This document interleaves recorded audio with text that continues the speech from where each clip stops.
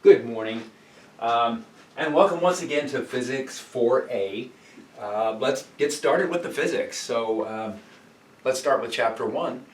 Chapter 1 in our textbook is looking at kind of a number of skills that you're going to want to have in all of your problem solving and also in your lab activities in the course. So for writing up those lab reports, for doing the homework problems, it's titled Measurement and Estimating, and we'll look at examples of both. So let's do this. Let's get in and take a look at the chapter. Nice view of the planet to get started with. Each chapter is going to have a list of different topics in it. I'm typically going to go through these I'm typically going to show these and then move through them pretty quickly.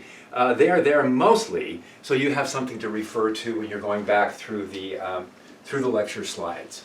So let's get started with this first section, the nature of science. What is it that makes science so remarkable? What is it that makes science so powerful in our lives? You know, a lot of the technology that we enjoy, so much our medical science, so much of this is based on scientific observation and scientific types of critical thinking. And so science is kind of based on this way of approaching different situations. It starts off with making observations. So with science and scientific theories, we look at nature, we look at the universe, we look at our surroundings, and we ask ourselves, what are the underlying principles? How is it that the world operates? And then we develop different ideas that explain, right? We come up with some kind of a narrative that says, oh, this happens, you know, things fall to Earth because there is a force that I'm going to call gravity. And that is going to be, you know, a first step towards an explanation. We can make the explanation more thorough as we go along. And typically in physics, those explanations become at some point mathematical. So we'll have mathematics to work from, formulas that make very specific predictions about how nature would work under a certain set of circumstances. So it's always observationally driven.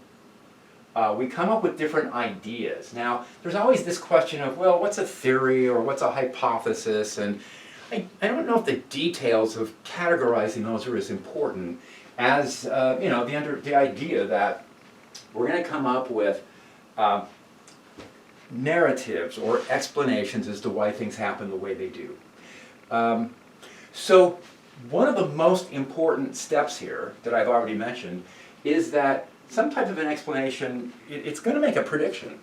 You know, if we say everything drops to the surface of the Earth because of this force of gravity, well, that's a prediction that anything that we come up with is going to, you know, that is going to happen with every object. If we find an exception to that, then we have to stop and think, do we have to come up with a more complete explanation? Or is it time to toss out the current explanation and maybe rethink how the process might work? So observations, again, it's observationally driven. We are able to, and this I believe is one of the things that makes science so powerful, is that you can actually rule things out. So in science, if you come up with some kind of a theory, some kind of a hypothesis, an idea, a description of how things work, but if it doesn't match observations, if we consistently find observations are contrary to that, then we toss it out. We say, well, actually, it doesn't work. It does not correctly describe how nature operates, so let's get rid of it. And being able to get rid of ideas that don't work, that are not observationally founded, is what makes science so powerful.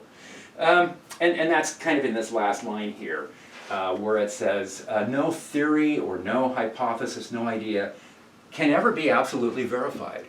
You know, if you look at, when Isaac Newton came up with descriptions of gravity and descriptions of how objects moved, I mean, Newton's laws of motion and theories, really, of motion, how motion works and how gravitation works, there were no exceptions observed for 200 years. For 200 years, every observation that was made reinforced the notion that, hey, these formulas really work. They just work under all circumstances. But after 200 years, there began to be a few discrepancies, in particular with Newton's description. There were issues with the orbit of Mercury. It was not exactly predicted. It was predictions about timing and locations were off by just a couple parts in a million. But eventually, Newton's description of motion and gravity has currently been replaced by general relativity, which is a more complete description of how space and time are non-Euclidean. Anyway, here in Physics 4a, we're still going to use Newton's description of motion and Newton's description of gravity. And the reason why is it works really, really well, except under the most extreme cases. And it turns out that a different description of how nature works, general relativity, is mathematically just too complex to get started with. So in any case, that's an example of you're never completely verified, even if something has worked for a long, long time, and general relativity has worked for 100 years now, with no known exceptions. But is that the final description? Is there a formula that completely describes how nature operates, how gravity works, the motion of objects? We'll see. It's an ongoing adventure, right, with science. But observations can rule things out.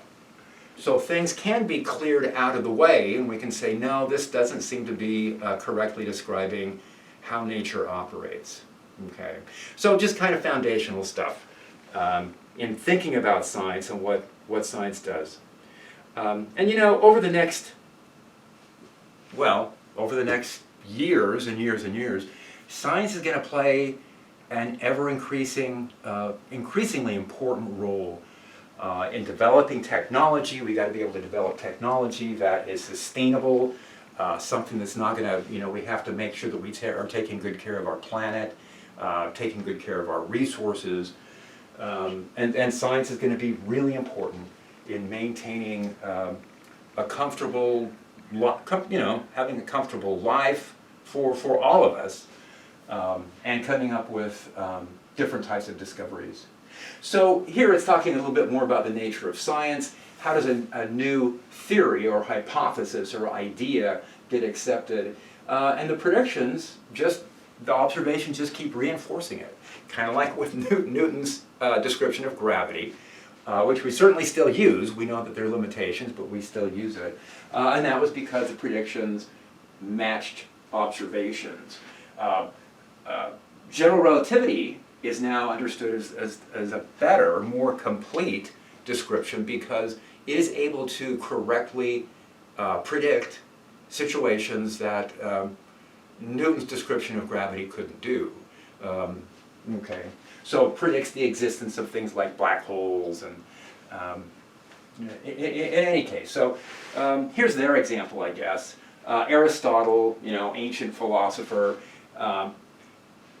taught that objects wanted to be at rest, that the earth was at rest, and that other objects also wanted to come to rest.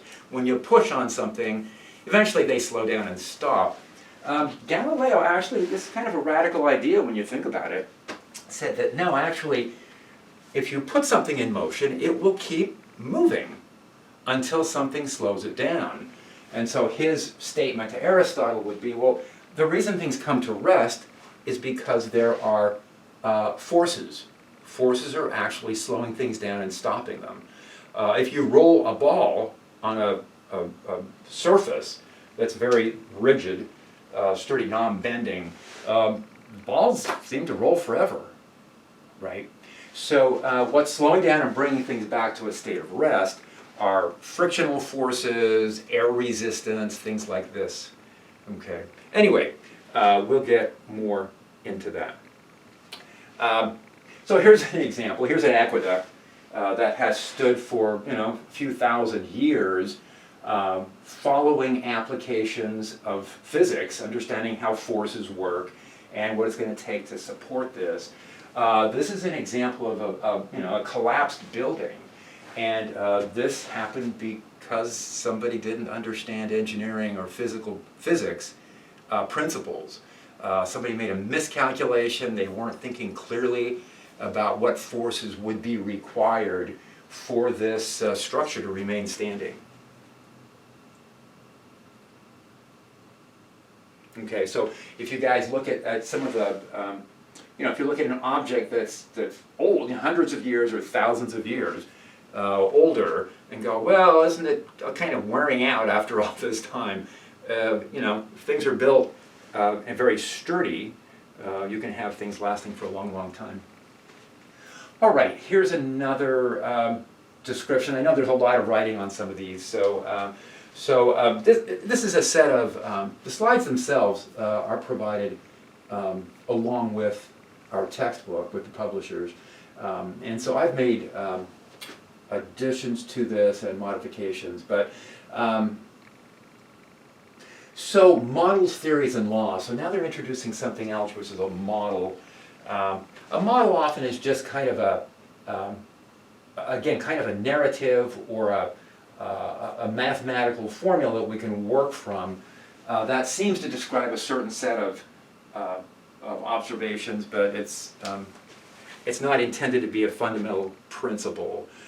So they're going through these and they're describing all of these, and I'm going to move through this pretty quickly, I guess, and move on. So I guess another thing we can say about Chapter 1 is, Chapter 1 is, there are ideas in here that we're going to use throughout the course, but on the other hand, it doesn't really look like the other chapters very much. It's just kind of a set of skills that we want to develop, and that's going to take time, so it's going to be a gradual development over time. In any case, if you get through Chapter 1 and you're still confused about what Chapter 1 was, don't worry so much about Chapter 1. So don't panic if Chapter 1 doesn't work right away. Chapter 2, once we started Chapter 2 and 3, we're going to be looking at motion, we're going to be bringing in formulas, we're going to be doing a lot of numerical calculations with motion, and then later on with forces. That's really more similar. So we'll be moving through Chapter 1 just today. We're going to take a look at Chapter 1. So anyway, let's get into this. So we're making a measurement with a ruler. So here's some kind of a measurement being made. And this applies certainly for everything we do in lab. So everything we do in lab is going to be driven by taking a series of measurements, doing some calculations, coming up with some kind of a result of what we've set out to measure for the day. And that means that for each measuring device, we need to have an idea of how much precision we have. And so in this, they're saying, hey, if you were measuring the width of this object, of this board, it'd be hard to measure it to within an accuracy of more than plus or minus a millimeter. And so that's just a built-in uncertainty. So they're talking about uncertainties in measurement, and how should we report a measurement like this? Well, since we really don't know, let's see. So they're saying, let's go back to the picture before and see, I think this fits in. So what they're saying is we've held this edge carefully against the ruler edge, against the edge of the board. And this looks like it's like an 8.8, maybe a little past 8.8, but certainly not 8.9. And so the way we're reporting that is we're reporting it as 8.8 plus or minus a millimeter. And so 8.8 centimeters plus or minus 0.1 centimeters. Now we have both of those. So there's a best value, and then there's an uncertainty written down for that. Now, when we're in the lab doing measurements, that's typically how things are going to work. So we're going to be making some kind of a measurement, but then we'll be keeping notes on how much uncertainty there is in each of those. Now, this is the uncertainty itself, the plus or minus 0.1 centimeters. But what we can do is we can introduce this idea of percent uncertainty, or it's often called relative uncertainty. And relative uncertainty means, well, how large is this plus or minus 0.1 compared with the measurement itself, the 8.8. And the 0.1 is, it's fairly small compared with the 8.8.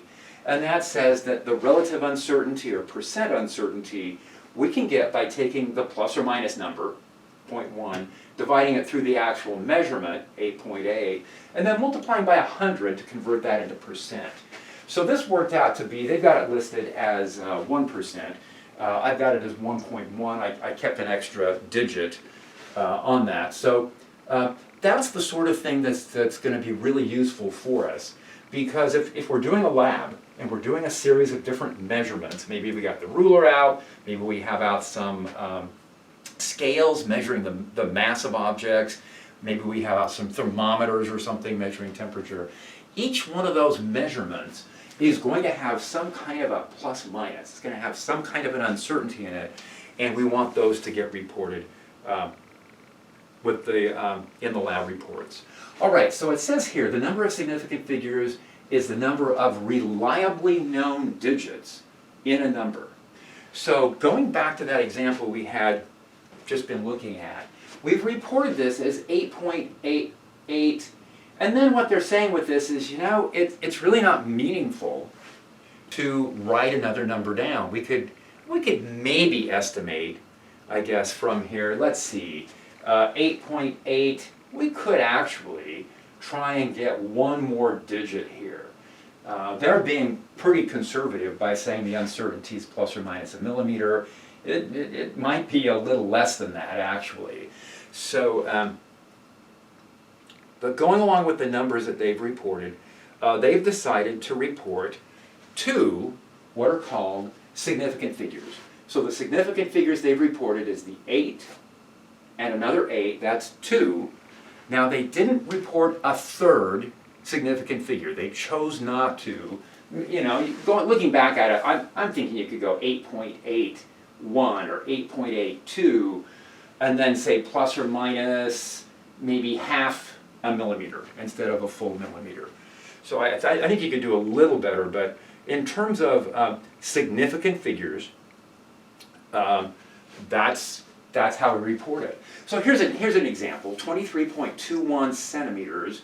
That has 4 significant figures. They've chosen, people taking the measurement, have chosen to say, yeah, we were able to measure this down to 1/100th of a centimeter. The number 0.062 centimeters only has 2 sig figs. When you think about it, the zeros out front are just placeholders. They're not meaningful. They're not telling us anything about the distance. Zeros out front don't count as significant figures. So here we would start with the 6 and the 2. We would have 2 significant figures. Here's a good example, 80 kilometers. Oh no, that's ambiguous. So if somebody writes down 80, you don't really know when you see this number. Does the 80 say that they really measured it to the nearest kilometer, or have they just rounded to tens of kilometers? Is it 80 versus 81, or is it 80 versus 90? Right? Is it just a very rough number? And so we can do better. What we can do is we can put a decimal here. A decimal indicates that it's been measured to 2 significant figures. And then they're saying, well, actually, if we measured it to tenths of kilometers, we could put another 0 on there. So 80.0. Now, I know traditionally chemistry departments are really, really strict on significant figures, and physics tends to be a little more relaxed. So almost everything we do in homework, we assume 3 significant figures. If you keep a 4th significant figure, I'm not going to panic about that. If you empty out the contents of your calculator, right? If you look at your calculator and it says 47.1572163, whatever you're measuring, that's going to be too many significant figures or too many digits to keep in an answer, because those last numbers just aren't meaningful. We just have not measured to that level of precision. So let's see, we've got another example here. When we're multiplying, the rules for significant figures are, I've got a 3 sig fig number here, I got a 2 sig fig number here, and so we can't keep any more than 2 significant figures in the result. So when we finally report the number, we would round back to 2 officially. Now, if you carry out that calculation, what your calculator is going to say is 76.84 centimeters or 76.8. I'm going to say in physics, it's more traditional to keep an extra digit just to see how it rounds. When I was, at grad school, so my background is kind of in high energy particle physics, running experiments at accelerators, so I was part of collaborations doing that. People would sit around in rooms, and yeah, they would ask for one more sig fig on things just to know how the rounding had taken place. Anyway, so when adding or subtracting, we just line numbers up. So when you're adding or subtracting numbers, you combine them in terms of columns, and where you do have significant figures in all of the columns of the numbers, those get included. But where some of the numbers don't have those values, those get left off. Okay. So, and then another thing to be aware of is that the percent uncertainties are more reliable. So significant figures are just kind of an estimate as to how much precision we have. In lab, when we're doing measurements, it's going to be better to do the full-blown percent uncertainty on measurements. Okay. So here's another example that they give. They say, here's a calculator. It shows the result of 2 divided by 3. So the calculator is reporting 0.666666. Now you wouldn't want to keep all of those. So if you have these two digits, 2.0 and 3.0, that you're calculating, you're taking the ratio or the quotient of those, you would report either 0.67 or possibly 0.667. As you may have learned in other classes, when you're doing a series of calculations, it's better not to round at each step. If you round back at each step, you'll start to lose precision. You can lose precision from what your original numbers, the precision the original numbers had. So keeping one extra significant figure takes care of that. So if you're supposed to be keeping 3 significant figures, well, if you keep a 4th all the way, or a 5th all the way through your calculations, you can always round at the end. Once you've rounded back midway, you can't go back and reclaim that precision. And so don't round back too far. Keep an extra digit in place so that you're not losing precision simply through the calculations themselves. Okay, now this is actually, I think, is a more serious problem. So if somebody reports this, I go, well, I know they're not that accurate. I know they don't have that level of precision, and I can kind of mentally round back. But if something has been reduced down to just an 8, I don't know if there's been rounding or not, right? If somebody writes that down on a piece of paper, somebody writes 8, I go, well, is it 8.4? Is it 8.5? Is it 8.7? What was the other digit that was beyond that? And so if we're carrying out a calculation and we're keeping 3 significant figures throughout, you don't want to report this as 8, you want to report it as 8.00. If what came up in your calculator was 8.00, keep the zeros. Okay, keep that, keep a 0 or 2 beyond if those are significant figures. In this particular calculation that they've given us, this did work out to be 8.0 on the calculator. On this one, the calculator rounded. So watch for that. If your calculator rounds automatically, you may have to go back and reclaim some of those numbers that were not provided by some of the zeros that were not provided by the calculator. Here's another example. In fact, this is, it's a conceptual example. It's saying, here's a protractor. We're going to measure an angle of 30 degrees. So we're trying to, measure this angle. You measure an angle to be 30 degrees. So the lines were already there. And we very carefully centered here. And we're looking at this. And we've centered this at the center of the protractor. Yes, a protractor has a center to it. It has to line up with the center of any angle that you're measuring. And so how should you measure this? And I don't know, it looks like 30 maybe just a little short of 30. It looks like maybe it's 29.9 or 29.8. Maybe to be a little more careful, you report this as 30.0 plus or minus 0.2 of a. So let's see what happened here. So I wrote down some different examples. Let's say that you're measuring this to be 30.0 degrees, but different people, in different groups have determined. One group is thinking, well, this protractor I really can measure down to tenths. But looking at that protractor, I'm thinking it's more like 0.2. I don't think you can do better than that. And actually, if you don't have a lot of experience with the protractor, or if you're not certain about if the protractor is how it's been manufactured, you may want to be more careful, a little more conservative, and say, I'm thinking plus or minus 0.5 degrees. Now, those are all fine. So if the people in those groups have determined that's the level of precision they're comfortable reporting, that's okay. Now, you want to be able to be as precise as you can with these, but at the same time, you don't want to overstate what level of precision you have.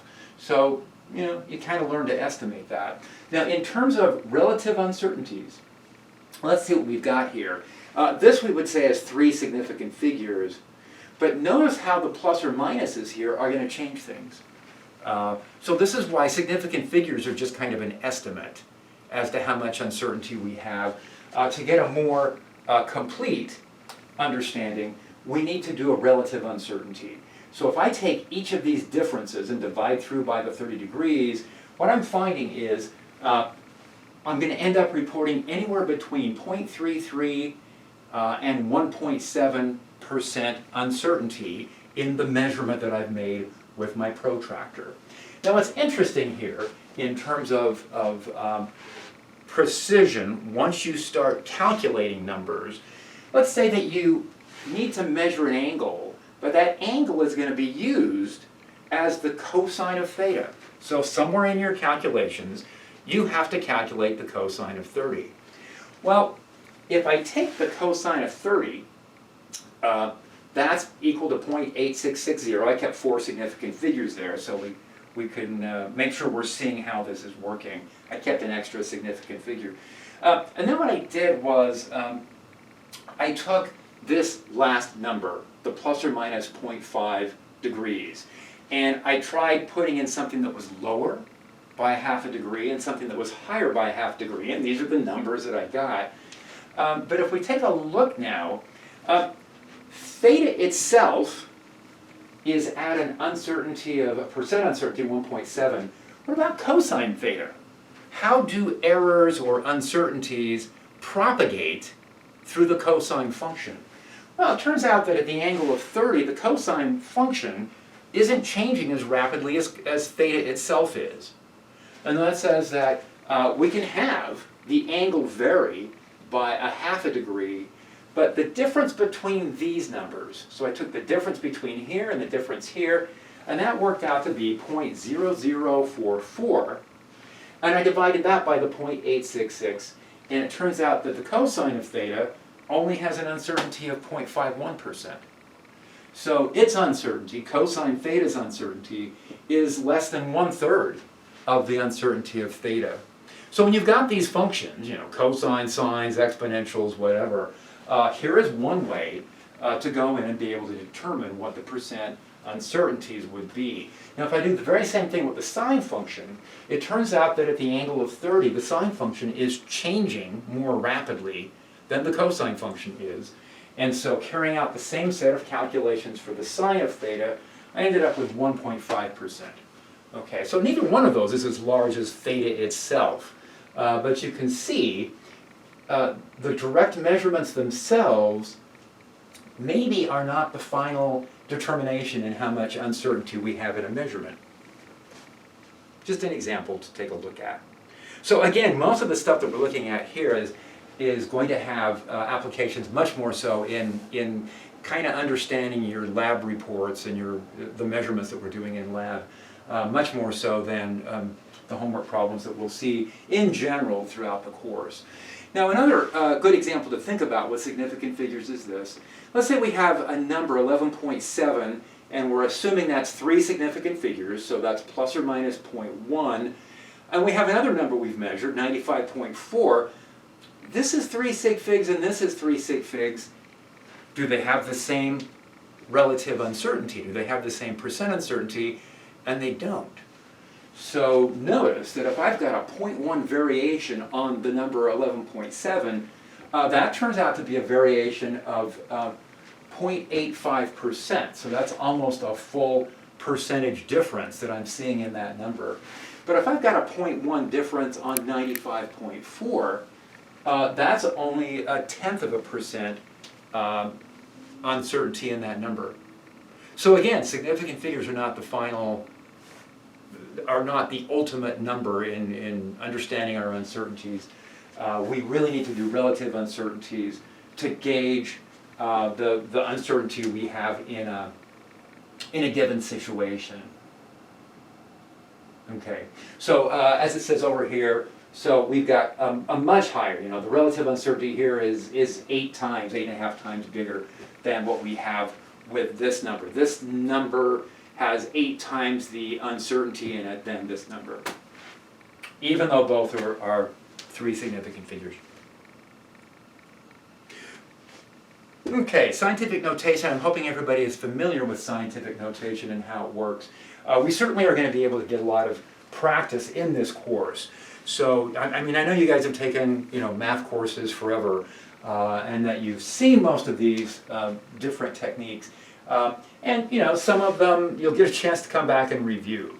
And I remember, I liked math all through high school and whatever, all through school growing up. I never really took a physics class until I got to college. And when I started taking physics, I just kind of fell in love with it, I guess, because it was a chance to take all this math, which was already kind of interesting, but it had all these really, really amazing applications. So every problem we did was related to something you could kind of observe, right?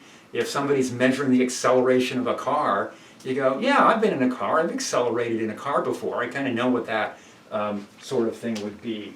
So anyway, getting back to scientific notation is one of those math skills. Here's a number, 36,900. Now, how many significant figures does that have? It could be 3, or it could be that these zeros are meaningful, maybe 1, so it's 3, 4, or 5. Scientific notation, writing that as 3.69, 10 to the 4th, tells us specifically how many significant figures we have. If we write it as 3.690 times 10 to the 4th, then that tells us that it has 4 significant figures. Now at the bottom here, and I've highlighted this, the highlights are mine, much of physics involves approximations, and those kind of approximations too can affect the precision of a measurement. Okay, so we're constantly trying to check and recheck the observations and the measurements that we've made. So that's just an ongoing process. And we're trying to find out if we've made mistakes or errors along the way. We're not trying to cover them up. We're trying to check and find out if there's a problem that has come up. Okay, so accuracy versus precision. Here it makes the claim, accuracy is how close a measurement comes to the true value, which, that seems reasonable, but who knows what the true value is? When you think about science, you go, oh, what's the true value of, what's the density of this material, what's the true value? Well, no one knows what the true value is. What we have is we have a series of measurements. So in some cases, over the past, years or hundreds of years or thousands, people have made very careful measurements and we have a lot of confidence in the numbers, but we still don't know what the true values are on any of these. So no one really knows what the true value is. So in lab reports, for example, don't say, well, the true value was this. It's not a true value.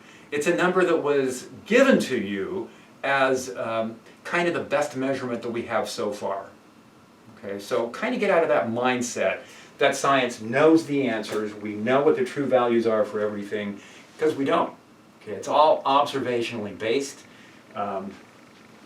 We are constantly in the process of coming up with more reliable, more accurate values. Now, precision, they call this the repeatability of a measurement, I guess.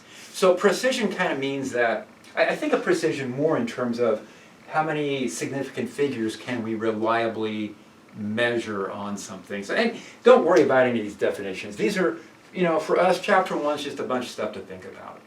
Okay, so again, if you go through chapter 1 and you kind of have this vague idea of what's going on, you've succeeded. It's fine. That's all you really need for chapter 1. Once you get into the later chapters, as I was saying, chapters 2 and 3 and 4, we'll start looking at motion, forces, things like that. The idea is that some of these ideas from chapter 1 will come back and you go, oh yeah, I see how that applies in this situation. So again, don't worry so much about all of these definitions of things. Okay, down here, a couple things that we also want to... Yeah, by repeatability, I guess what I want to say is that there's a narrow range of values. And so precision kind of means that if we repeat the measurements, we keep getting something within a narrow range. Is it possible to be accurate without being precise? Yes. So you could have a range of values which are not necessarily repeating each other. There's a wide range of values you're getting with your measurements. But at the same time, when you average those, is it possibly accurate without being precise? Maybe when you average your results for the day, they happen to turn out to be accurate. And that's why I wrote in, this is, sometimes people just get lucky. Sometimes people do a few measurements, and it turns out that the average of those measurements, more and more observations tell them, oh yeah, those people had it right from the start. And you go, wow, how did that happen? They must have just been lucky because they really didn't have the precision in their measurements. Can you be precise without being accurate? Yeah. You can keep consistently kind of getting the same number, but it might be wrong just because there's some kind of a systematic problem, a systematic error built into the way that you're doing the calculations or the way that you've set up your observations. All right, now let's get into some stuff that really matters here. Again, the other stuff is just, those are things to think about. Units, we're going to be working in terms of meters to measure length. So when we make observations, those things that we're measuring have units associated with them. If we're measuring in units, that's going to be measuring in meters, sorry, versus measuring in centimeters or measuring in millimeters or measuring in miles. We're going to have different numbers. So when we report something, we typically need a number and a unit that goes along with it. So we're going to be working in terms of meters, and meters are like this. So the idea is if you're starting off with some kind of a unit of measurement, you got to start somewhere, and this is a meter. Now originally, the way the meter came about, if you go back to that first slide with the Earth, that would be a good one to go back to. The meter was first proposed to be, the idea was proposed that there would be 40 million meters would be the circumference of the Earth. So that's handy. So if somebody asks you what's the circumference of the Earth, you go 40 million meters roughly, because that's how the meter originally was defined. So 40 million meters or 40,000 kilometers is the circumference of our planet. Now it's been fine-tuned over the past few hundred years, and now it's actually measured in terms of a distance that light travels during a certain amount of time.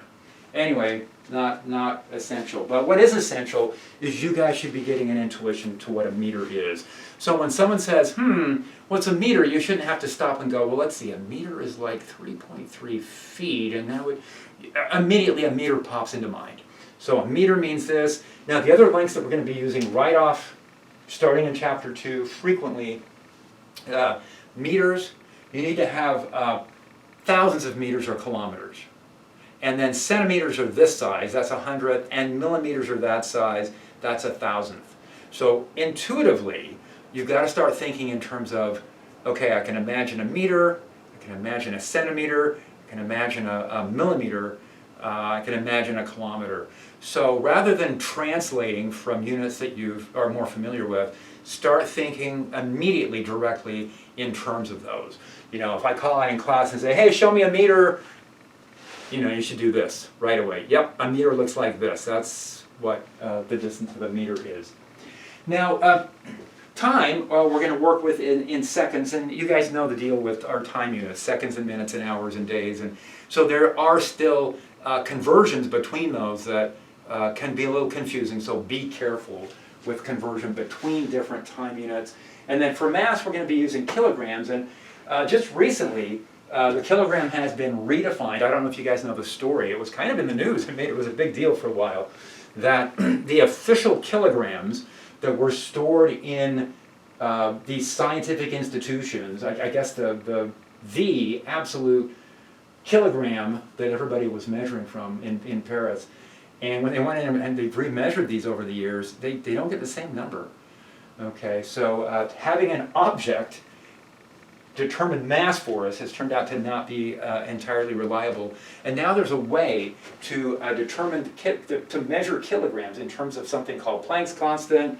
Don't worry if you're not familiar with that, which is also independently measurable. So it's no longer a platinum iridium cylinder in the International Bureau of Weights and Measures in Paris. So we don't have to pull that out every few years.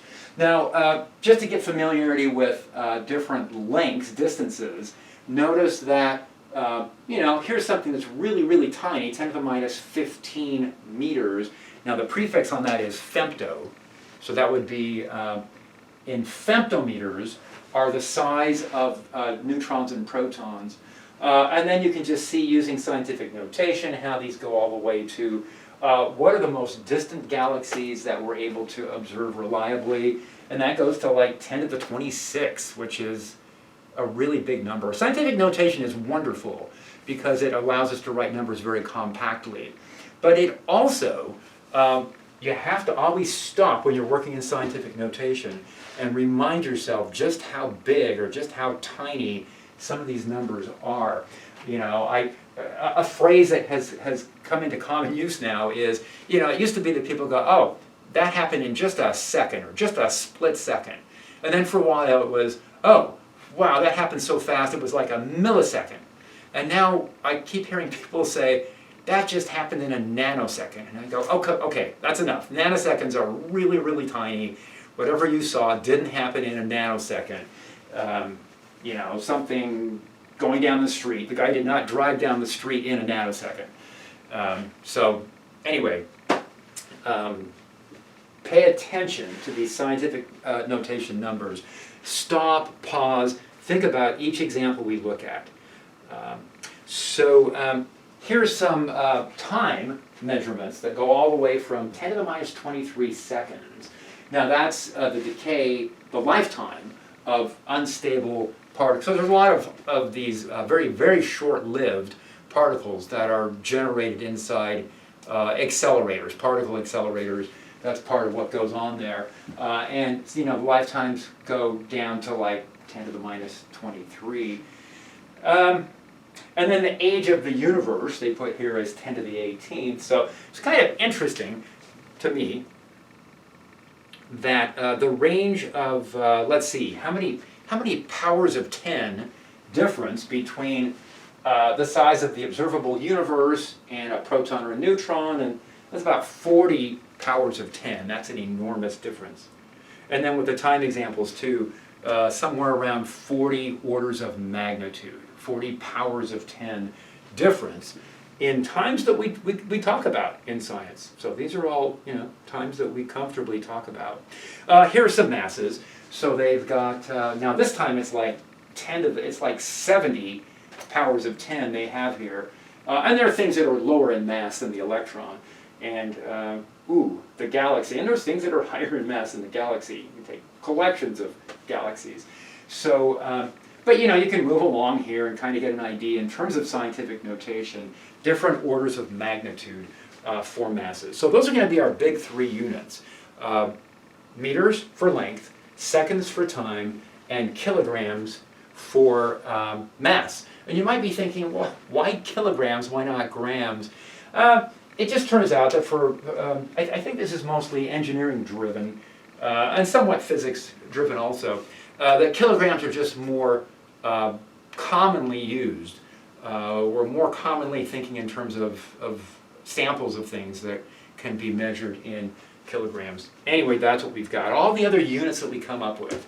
So you're thinking, well, how many other units are out there? And there are a lot.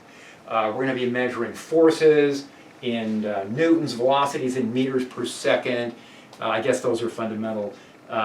Energy is going to get measured in joules.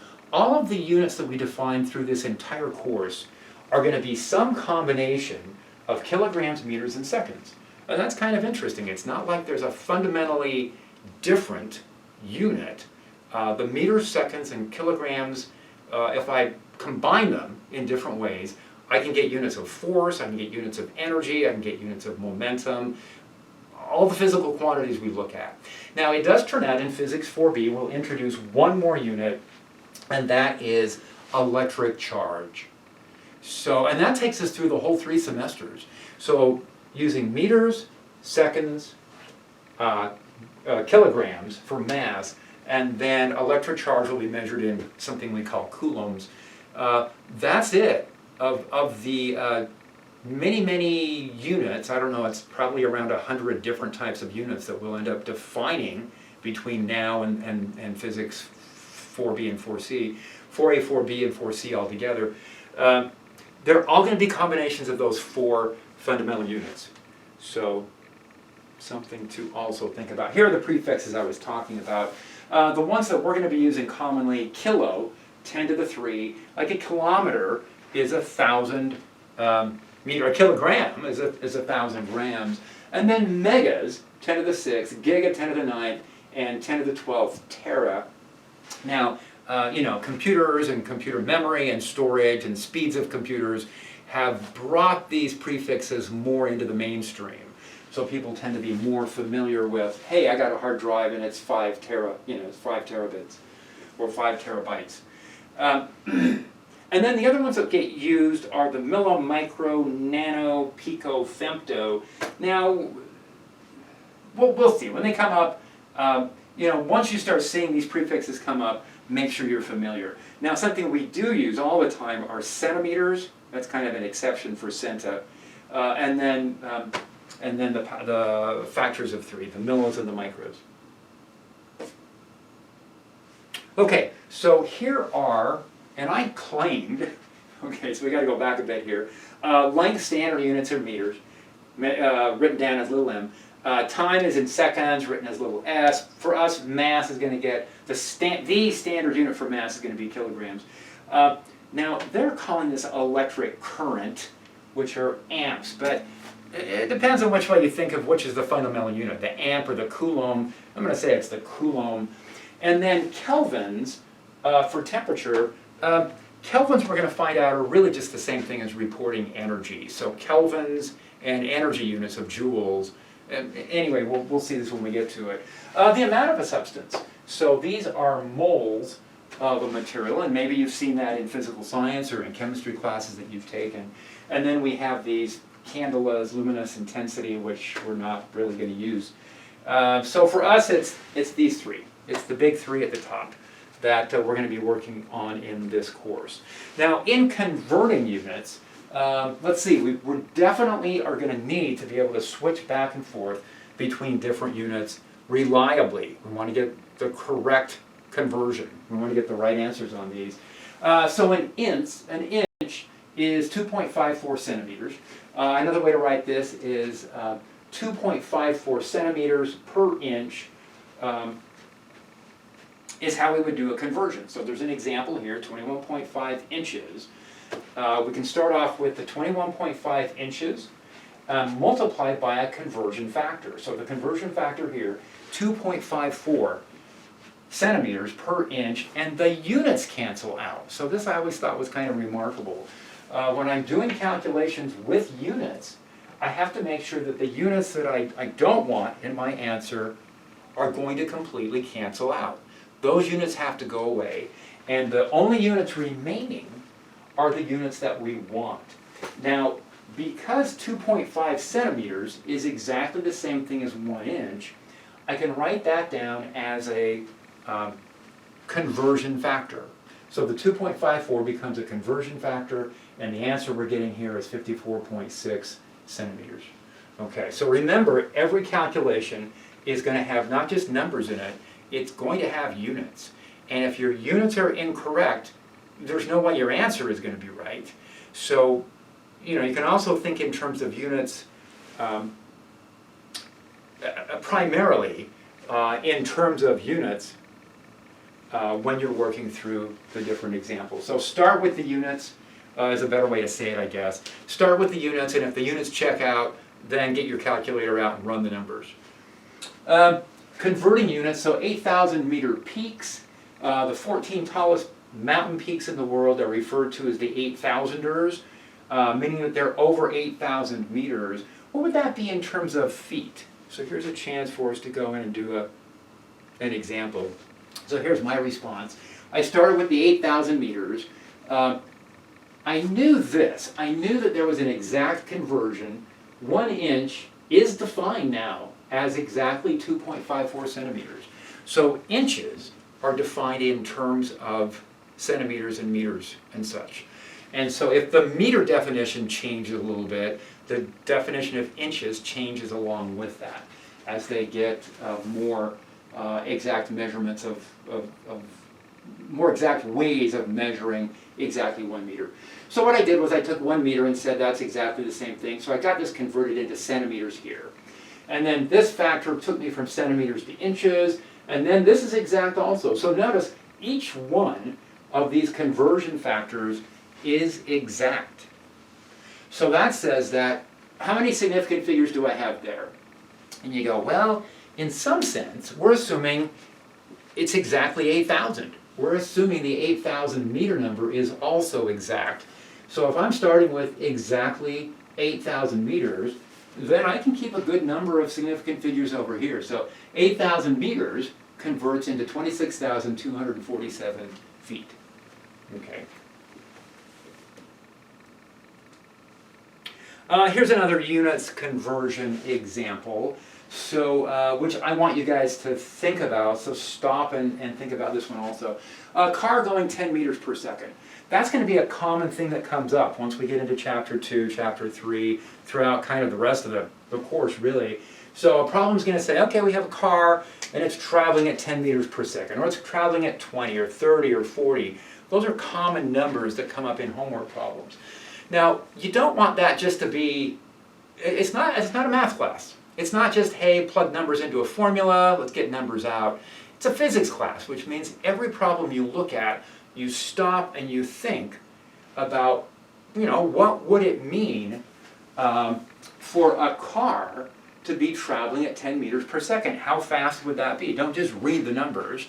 Stop and think about what would that look like. If I were in a car going 10 meters per second, how fast would that be?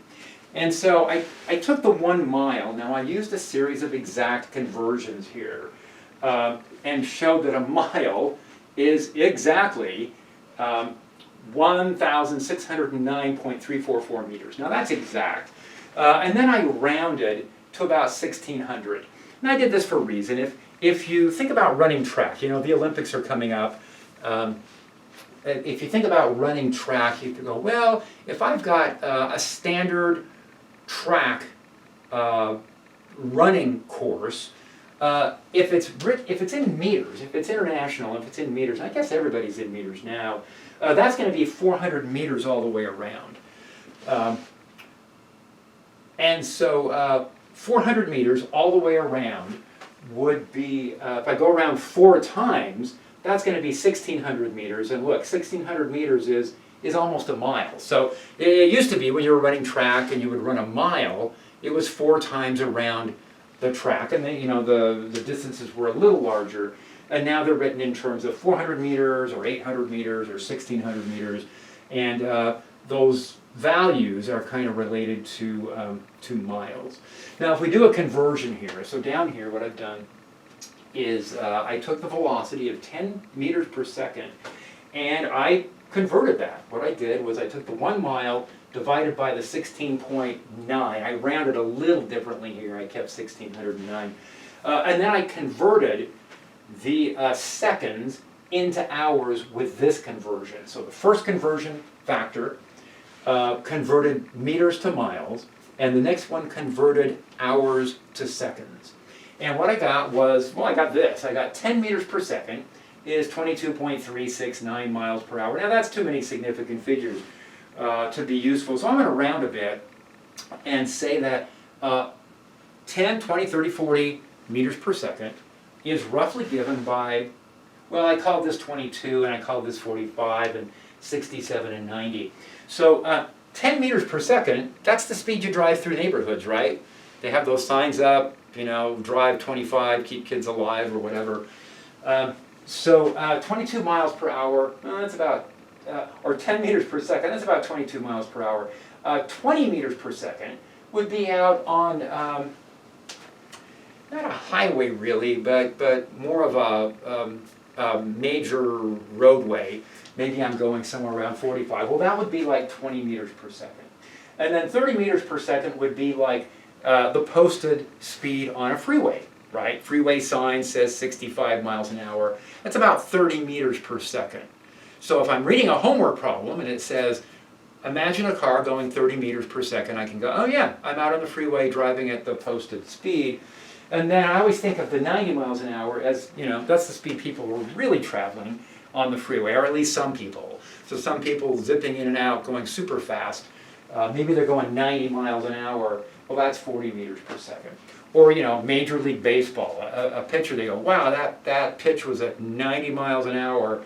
Well, that's like 40 meters per second.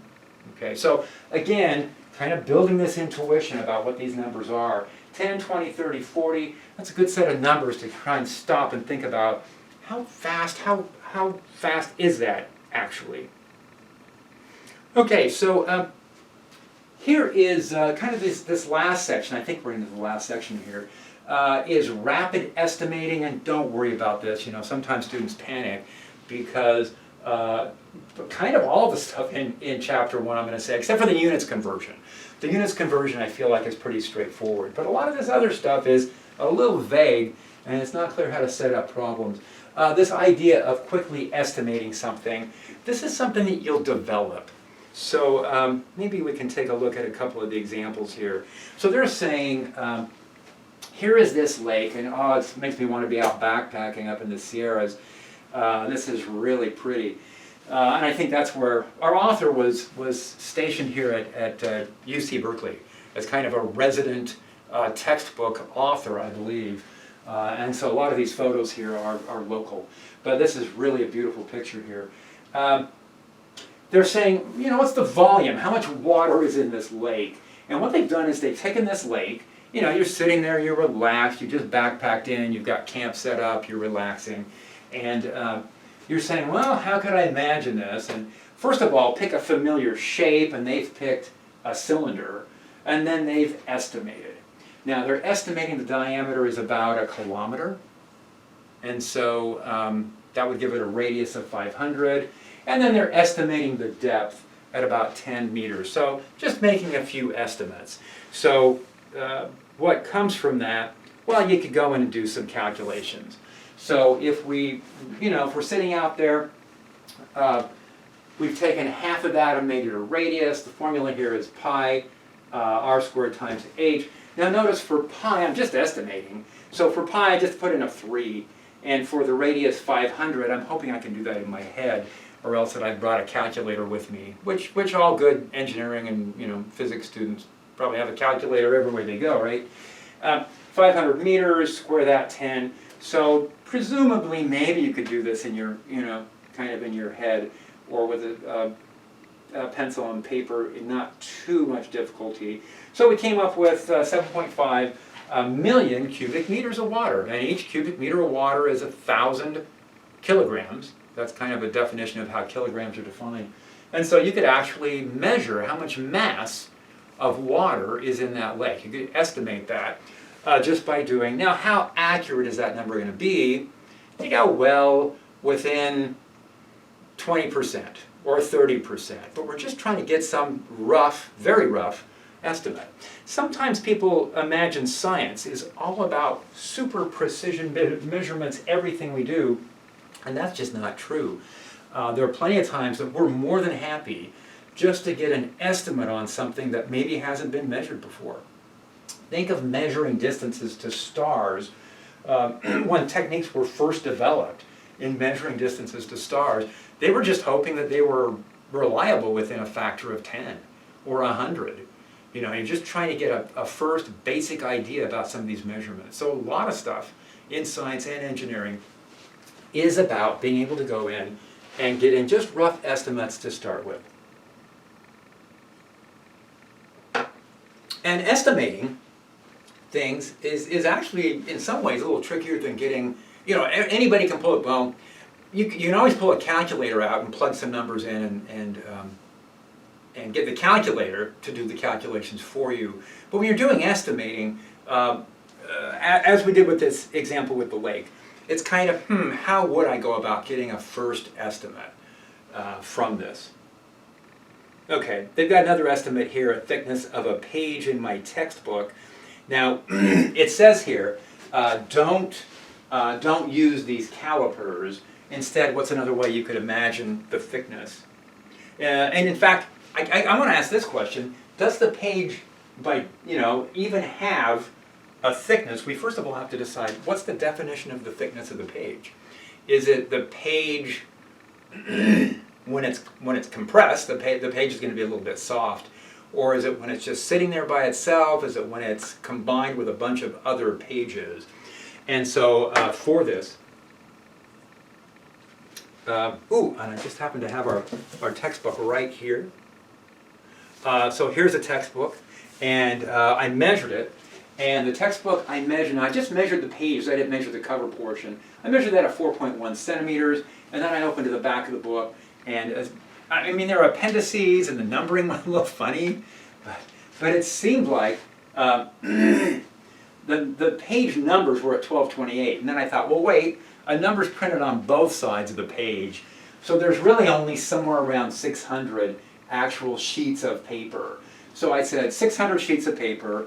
I took the 4.1, divided by the 614, and it worked out to be, and I did some conversions, 67 microns.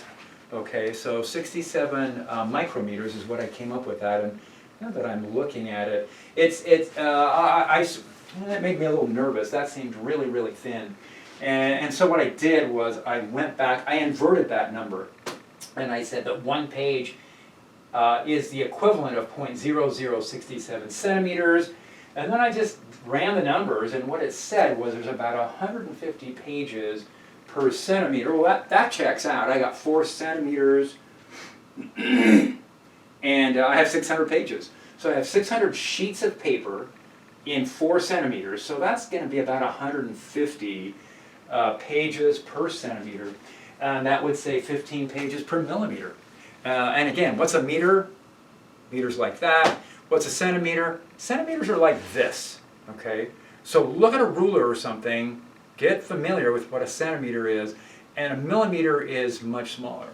So look at a ruler also, practice getting a feel for what are millimeters and what are centimeters. Here's an example. I don't know if I'm going to go through this one pretty quickly too, because again, we'll get a much better representation. Chapter 1 is not the best representation of the types of problems that you really want to be solving for.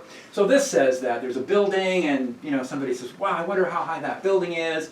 And I would say, it's like 5 stories, and maybe it's 4 or 5 meters per floor, 25 meters, right? 20, 25 meters, something like that. But instead, what they're doing is they're taking this signpost, they're standing back, they're measuring 2 meters away from the signpost, and then they estimate how high their eyes are above the surface, and then they look past the top of the signpost, they move forward or back until the top of the building lines right up with the signpost. And then they do then they set up a triangular diagram here. And so it's a bus stop pole, and I guess you still have to be able to measure reliably 2 meters. This is going to be really important. You know, if these numbers are off, then the entire calculation will be off. But this is a way where you would be able to go in and come up with some kind of a measurement here. So this is 2 meters out. I just used ratios of similar triangles. You guys can take a look at this problem. Again, I don't think of it as a super important problem. Anyway, I ended up with 15 meters of height. So those floors are 3 meters each, 9 feet per floor. Yeah, that could work. I likely overestimated saying you would need 4 meters per floor. 3 meters per floor, that would be enough. Okay, the room right here is probably 2.5 meters floor to ceiling, and then a half meter for the support, I guess. And it's kind of close, but that would work. Here's another estimate problem that they've got in here. And so here, you're at a lake, and you look out over the lake, and the lake is big enough that you can actually see kind of the curvature of the earth. So you can kind of see that this, standing at this level, kind of the lake actually drops off on the horizon. So you get up on a ladder, and you, from this, you can estimate. There's a lot of writing here, so I'm not going to go through and read all the details here. But set up a diagram. And so now this is something we're going to be doing a lot. Set up a diagram, determine how you're going to make the calculations, and if needed, make some kind of an estimate. The estimate they've made here is they say that when they look out over the lake, they are assuming that, or they looked at a map, I guess is the story here, and they've looked at a map and estimated from the map that the lake is about 6 kilometers across. So at 6 kilometers and a height of 3 meters, so they've stood up on this ladder and estimated that at 3 meters, they've gone through and done some geometry and some calculations here and come up with their estimates for the radius of the Earth. Now the accepted value, not the true value, but the accepted value, radius of the Earth, 6.37 10 to the 6, and of course the Earth's not a perfect sphere, and so that means that doesn't really have meaning anyway as being that's a typical value provided for the radius of the Earth. Okay, and using this technique they came up with the 6.2 10 to the 6. Okay, and then one last item here. We talked a little bit about units, and if the units don't check out, then there's no way the answer can be correct. And so check units as you go along. For example, if you're measuring the speed or the velocity of something, that's got to be a distance divided by a time. That means they got to have units of length over time. If we're in standard units, that's going to be meters per second. And that's going to apply to all different kinds of quantities. Here's a formula, and what they're saying here is, could this formula be correct? And they're saying, well, it can't be, because the velocities, these are velocities, would be in meters per second. They would be length per time. This stands for acceleration. This is for time. If I put in time units and square them, and I put in acceleration units, which we will learn are meters per second squared, the units don't match up. Every term in a mathematical expression, if this is in meters per second and this is in meters per second, all the units here combined, they've got to be in meters per second. If they're not, then something's wrong with the formula. So you'll find yourself, one of the skills that you really want to develop is to look at something and look for units. Units will really help tell you if you've made a mistake in the math. If you're running a bunch of algebra on a problem and you look at the answers and the units don't match up, there's a problem in the algebra. Something has been done incorrectly. So that takes us through chapter 1. Again, not expected to go in and memorize chapter 1. These are really just things to think about. If you really want to get started with doing a bunch of calculations and such, I mean, do the homework for chapter 1. But, you know, do the homework for chapter 1. If it's not making total sense, don't panic. Wait till you move on to chapter 2. If chapter 2 isn't making sense, then you can panic maybe, I don't know. Anyway, we'll wrap things up for today.